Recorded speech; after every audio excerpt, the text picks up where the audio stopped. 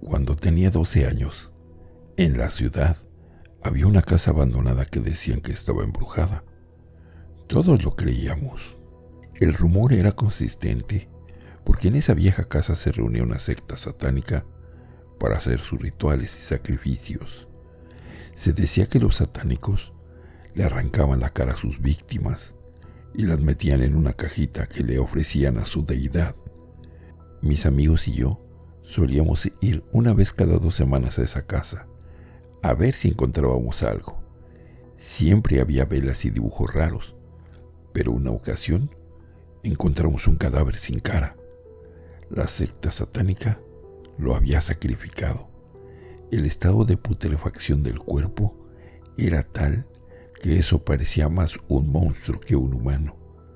Eso, más que darme miedo, me generó una pregunta. ¿Qué ocurre con un cuerpo después de la muerte? Me hice esa pregunta una y otra vez. Era tanta mi intriga que antes de cumplir los 15 años ya sabía que quería trabajar en una morgue. Estudié la preparatoria en un Cebetis de Nuevo León, en la especialidad de laboratorio.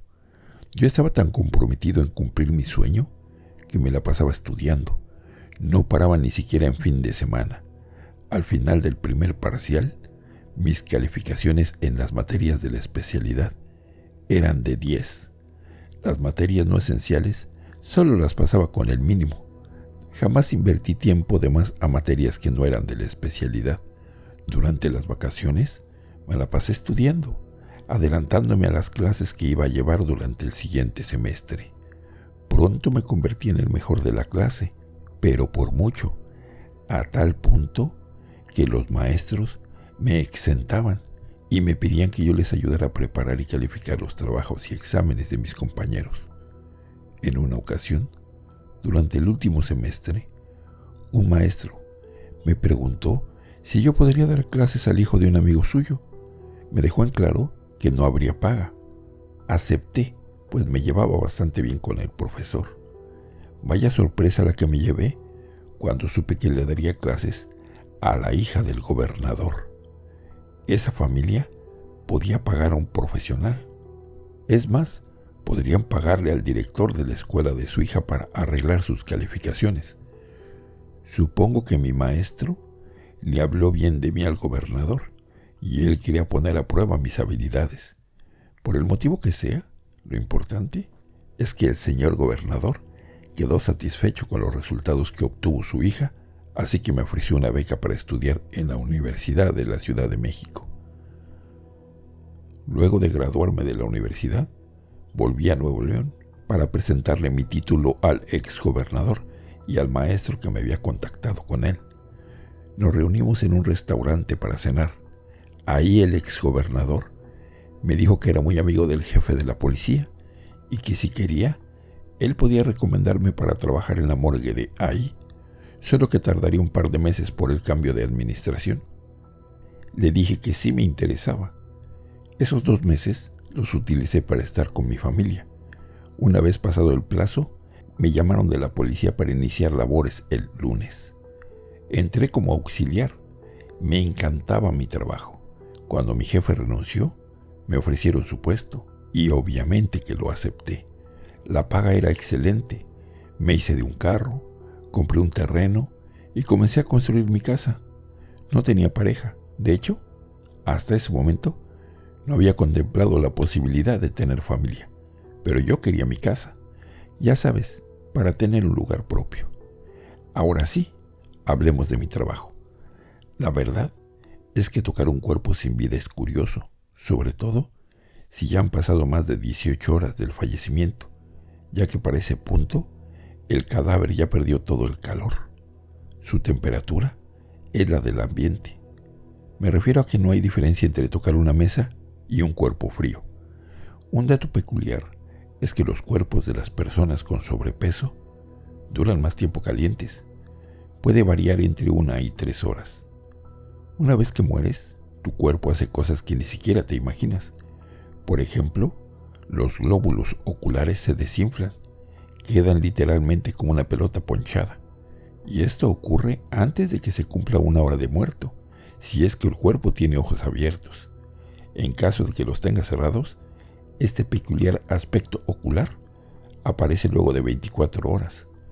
Hay un fenómeno cadavérico bastante tenebroso, sobre todo la primera vez que lo presencias. Resulta que el rigor mortis no solo causa la rigidez de las extremidades, sino que también tiene un efecto en los vellos del cuerpo, los levanta, así que el cadáver literalmente tiene la piel de gallina. Es horripilante ver un cuerpo así. Es como si el cuerpo tuviera miedo de que lo abras, como si el cadáver estuviera asustado. No son pocos los cuerpos que llegan con una expresión en el rostro tan escabrosa que uno puede sentir todo el miedo que esas personas experimentaron junto al momento que les llegó la muerte. En una ocasión, nos llevaron un cuerpo de algo. No podría afirmar que se trataba de un humano, aunque era bastante parecido. El cadáver estaba ya empezando a pudrirse. También estaba bastante hinchado. Olía a carbón con azufre. Aún podían alcanzarse a apreciar algunos restos de ropa. Iba vestido con ropa formal, posiblemente para un trabajo ejecutivo o una fiesta de alto nivel. Era un cuerpo que debía medir poco menos de 3 metros. El torso era lo único que parecía normal. Su cuello era al menos 2 veces más largo que el promedio. Sus brazos llegaban más abajo de sus rodillas. Una de sus piernas también estaba alargada. La otra, pues no la tenía. Las marcas indicaban que se le habían arrancado de una mordida.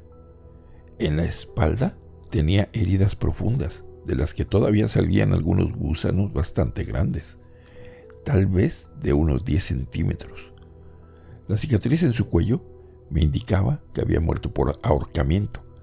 Al menos un 40% del cuerpo tenía evidencia de haber sido devorado por la fauna cadavérica: larvas de mosca, hormigas, cucarachas, ratas. Tenía la cabeza vendada, así que retiramos el vendaje para descubrir que no tenía cara. El cráneo estaba expuesto. Tampoco tenía cabello. Un líquido verde le salía de las encías. No tenía cerebro. En las paredes internas del cráneo tenía algunos huevecillos de araña. Se le podían ver todas las venas y arterias. Ya estaban de color negro. Tenían pollas por todos lados. No tenía uñas y en algunas partes tenía la piel desprendida. Todos los órganos menos el hígado estaban licuados. Por el estado en el que se encontraba ese órgano, podría decir que el cadáver pertenecía a un adolescente. No tenía tatuajes ni cicatrices visibles, nada que ayudara a la identificación del cuerpo, y por obvias razones, no íbamos a mostrar un cuerpo así a ninguna persona. Pregunté al personal que lo había llevado sobre el lugar del que habían levantado ese misterioso cuerpo. Dijeron que lo sacaron de la casa que se presume que está embrujada. Una persona anónima había reportado el cuerpo. Lo encontraron ahorcado, suspendido a varios metros de altura. Me contaron lo complicado que fue bajarlo de ahí. Ese cadáver me había dejado muy perturbado, así que tenía que investigar un poco. Para ese entonces habían pasado al menos 10 años desde la última vez que había puesto un pie dentro de la casa embrujada. Me decidí a ir. Lo hice al día siguiente, por la mañana, claro. Eran las 10 o algo así. Dentro me encontré un vagabundo. Estaba tirado en una esquina, inconsciente, con una aguja enterrada en un brazo. No moriría de eso, no al menos ese día. Caminé por el inmueble, lleno de botes de cerveza, cigarros y preservativos. Las paredes estaban todas grafiteadas. Subí por las escaleras y encontré los restos del ritual. Había velas y algunas cruces. Al fondo de la habitación había un dibujo que me causó muchos escalofríos. Era un ser sentado en una luna en cuarto menguante. Tenía las patas de cabra. De su pecho salía un bastón rodeado de 2 serpientes. Tenía un brazo extendido hacia arriba y el otro hacia abajo. De la espalda le salían un par de alas. Tenía cabeza y cuernos de animal, con un pentagrama en la frente. Era un dibujo terrorífico. Me di la vuelta y en ese momento recordé aquella ocasión cuando mis amigos y yo encontramos un cadáver sin cara. También recordé lo que se decía sobre aquella cajita donde los satánicos guardaban la cara de sus víctimas. Volví la mirada hacia el espantoso dibujo y pude ver una caja pequeña en el suelo frente a él. Temeroso, me acerqué a la caja y me agaché para abrirla. Allí estaba un rostro. Definitivamente tenía que ser el rostro del hórrido cuerpo que yo había recibido en la morgue el día anterior. Salí corriendo de ahí. Claro que yo no iba a tocar esa cosa. Me limité a decirle a las autoridades sobre mi descubrimiento para que fueran a revisar. También los cuestioné sobre por qué no habían visto la caja cuando ellos revisaron el lugar, y me dijeron que ellos no tenían por qué darme explicaciones. Al día de hoy, no he vuelto a recibir en la morgue cadáveres sin rostro, pero jamás olvidaré ese cuerpo extraño.